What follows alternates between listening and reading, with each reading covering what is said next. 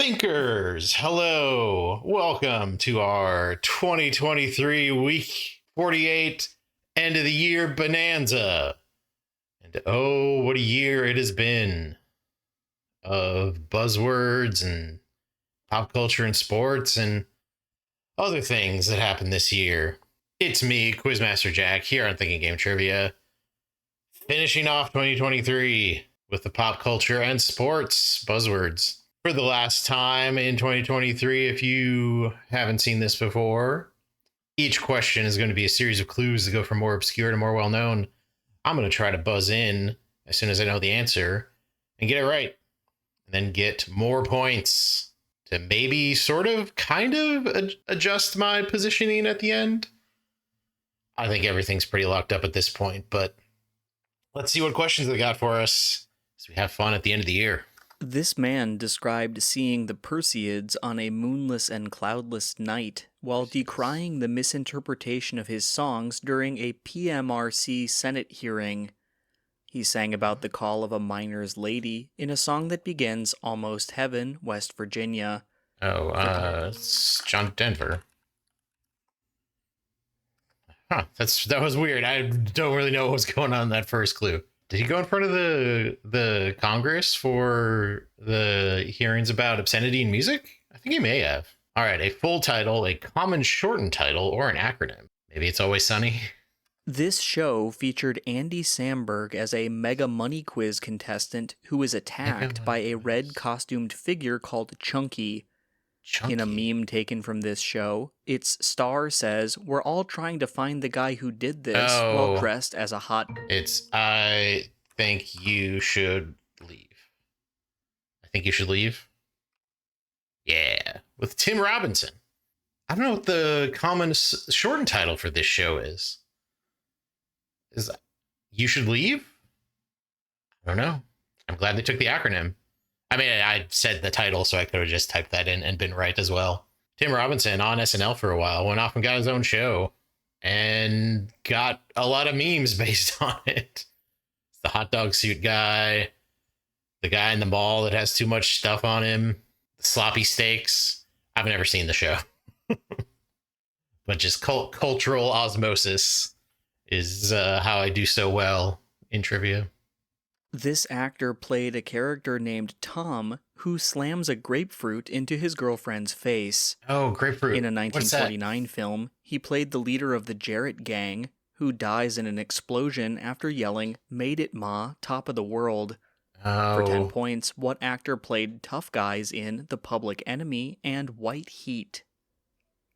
Is it Jim Cagney? Yeah, James Cagney. All right. Probably should have had that on Top of the World, Ma, but I haven't thought about James Cagney in a long time. In 1998, this man was removed from his role presiding over James Earl Ray's attempts to get a retrial in the MLK assassination case. What? Jeannie Zelasco was the reporter on a show starring, for 10 points, what personality who was surpassed by Greg Mathis as the longest-running African-American TV judge? Oh, is that Jim Brown? Joe Brown. That's why you don't put first names. Yeah, again, that's just there's a Judge Brown that has a show.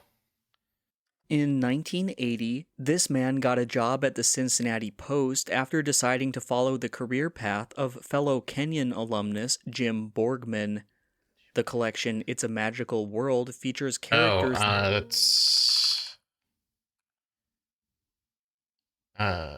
Yeah. Bill Watterson. It's a Magical World is one of the Calvin and Hobbes anthologies, which I absolutely read at some point because I'm pretty sure my family got all of the Calvin and Hobbes anthologies. And I may actually have in my possession right now. I was a big Calvin and Hobbes guy. That was a good comic strip. An arrest in this title city is referenced by the line, "The pain in my heart just won't end," in a song by XXXTentacion. This city is home to the Men in Music Business Conference in Lana Del Rey's White Dress. NSYNC and the Backstreet Boys were founded in, for 10 points, What city near Disney World? Do they want Los Angeles or Anaheim? I'm just going to say they want Anaheim or Los Angeles. Oh, they said Disney World.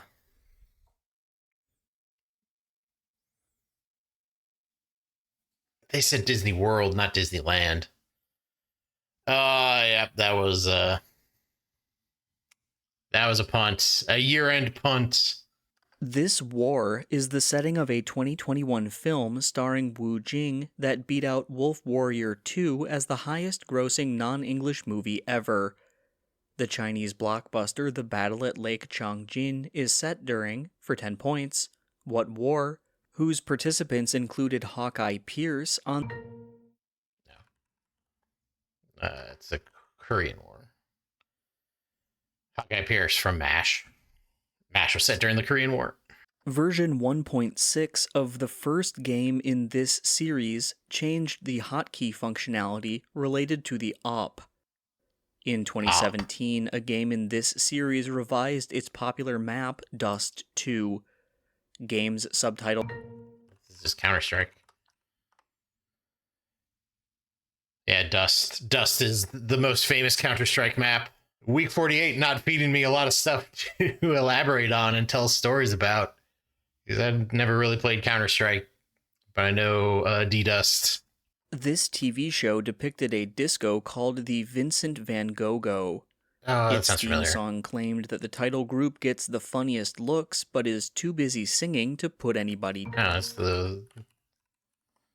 they're the monkeys. People say they monkey around, but they're too busy singing to put anybody down. A band formed around a show, or a show formed around a band. You decide. A character played by this actress escapes death partly by recommending boiled linseed oil for an executioner's axe. In 5 films, she played Letty Ortiz, the girlfriend of Don... that's Michelle Rodriguez. Played Letty in Fast and the Furious. Oh, we got a little hiccup here at the end.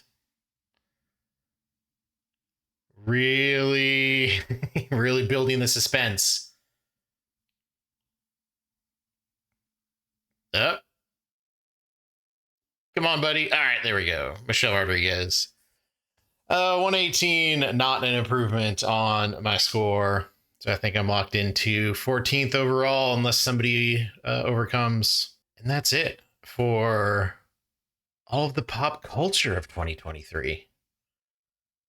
Now let's head over to the sports arena to see what they got for us there. The final 10 questions of sports. Here we go. This man became the first NBA player to reach 15,000 points, partly due to his high-arcing Sputnik shot. This man, who became a player coach when the Nationals relocated to become the 76ers, is the highest-scoring Jewish NBA player. For 10 points, what Hall of Fame forward was known as Dolph?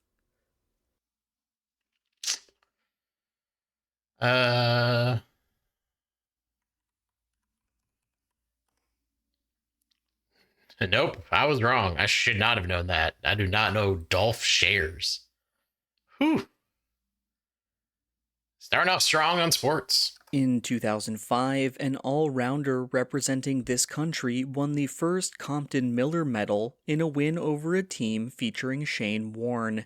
I don't even know what sport Andrew this is. Flintoff is a cricketer from this country that plays Australia in the Ashes. Is this the UK? Or is it... I think it's just the UK. I think the UK plays the Australian in... Oh, okay, fine. Specifically England, sure. Yeah, you have to... Yeah, that's not gonna go my way. When it comes to sporting countries, you need to separate the UK from... You need to separate the UK into its constituent parts, especially when it comes to cricket. Through 4 2012 games, this man put up 698 all-purpose yards. A year later, a trade forced him to switch to number 11 to avoid a number retired for the 12th man. He scored a kickoff return TD to open the second half of Super Bowl 48. Oh, For 10 points, what Vikings and Seahawks received? that's Percy Harvin. Yeah, I forgot Percy Harvin. I think he has a Super Bowl ring. Yeah, and he was very good when the Vikings had Favre, and it was just good. It was just a good all around player, but just didn't play long enough to get to real like Hall of Fame status. Oh man, Percy Harvin feels so long ago, but it was in the 2000s. Ugh. In 2021, an athlete from this country became the Lots first of openly countries. non-binary Olympic gold medalist. At Tokyo 2020, Jessie Fleming and the mononymous Quinn helped this country win gold in women's soccer. For 10 points, Did what country Canada hosted win? the 2015 FIFA Women's World Cup in Moncton, Edmonton? I kind of thought that Canada won the women's gold in soccer at Tokyo, but wasn't sure. And then they said Edmonton.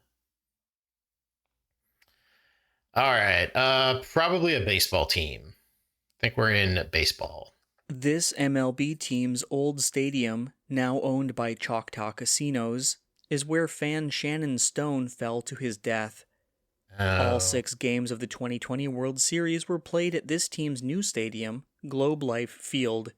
It's Texas. It's the Rangers.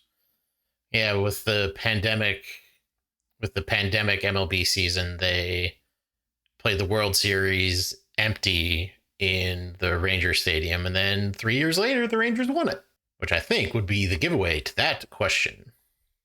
A 1980s rivalry in this Olympic event involved Soviet gold medalists Sergei Litvinov and Yuri Sedych. In this event, athletes in a 7-foot circle use a spinning technique similar to shot put and discus. A metal ball on a wire is thrown in. Now it's the hammer. It's like, okay, running through the field events that are throwing things, but throwing them from a circle.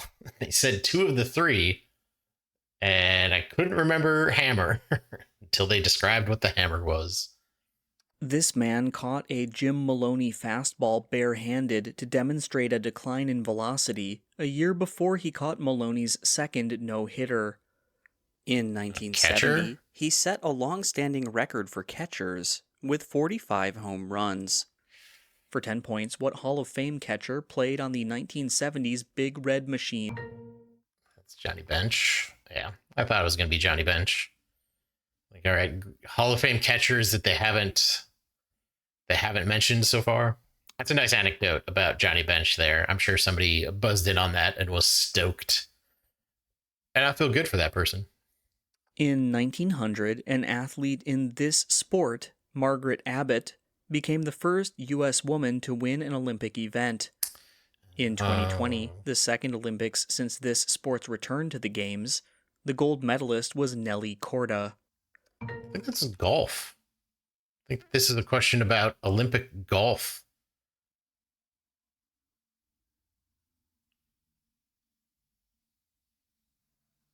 The suspense.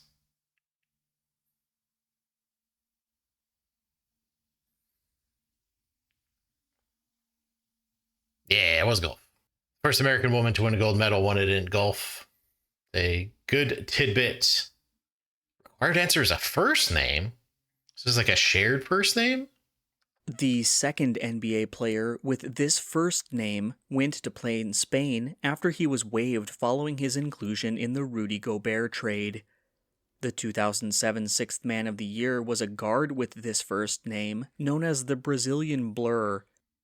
For 10 points, give the first name of a Suns guard, surnamed Barbosa. I don't know. I don't know. Let's try Ricky. Maybe he's talking about Ricky Rubio. Leandro. Well, as has been the occurrence all year, I just don't know basketball players. This Hall of Famer and 2 teammates each exceeded 1,000 receiving yards in 1989 as members of the Posse.